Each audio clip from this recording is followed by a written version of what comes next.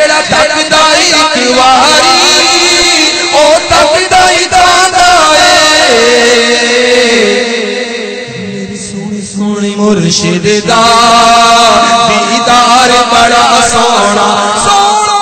محمد Timur اتاری عرض کر رہا ہوں نوکھر سے۔ بابا جانی کی بارگاہ میں میرا یہ سوال ہے کہ حضور جب نیا آدمی کے ماحول میں آتا ہے تو بہت جذبات ہوتے ہیں نیکی کرنے کے، کہ جب آدمی پرانا ہو جاتا ہے تو وہ نیکی کے جذبات جو ہے وہ مدم پڑنا شروع ہو جاتا ہے، اس کے اسباب بیان فرما دیجئے،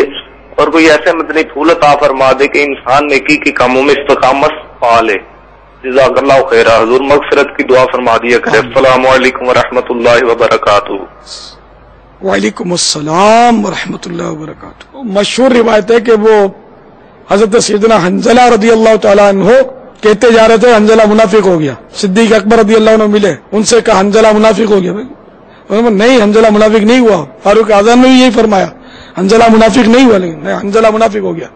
تو یہ روتے ہوئے بارگاہ رسالت میں حاضر ہوئے، حنظلہ منافق ہو گیا۔ پھر سرکار صلی اللہ تعالی علیہ وسلم نے مدنی پھول ارشاد فرمائے، وجہ یہ بتائی کہ یا رسول اللہ ہم آپ کی بارگاہ میں حاضر ہوتے ہیں صلی اللہ تعالی علیہ وسلم، تو بڑا جذبہ ہوتا ہے، روتے ہیں دھوتے ہیں،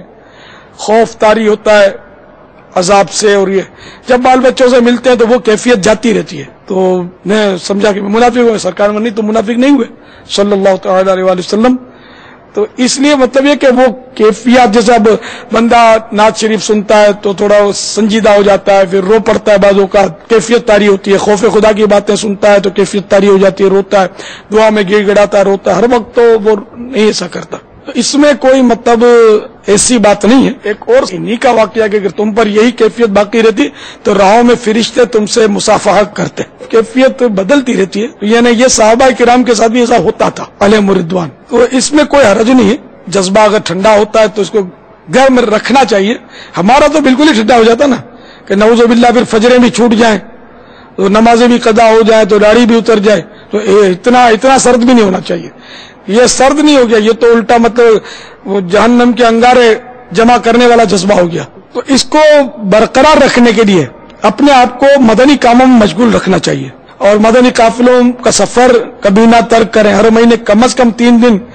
مدنی قافلوں میں سفر کریں تو انشاءاللہ بیٹری بھی آپ کی چارج ہو جائے گی، اور مدنی انعامات روزانہ فکر مدینہ کر کے اس کی خانہ پوری کرتے رہیں، تو اس طرح انشاءاللہ آپ کوشش کریں گے، دعائیں بھی کرتے رہیں گے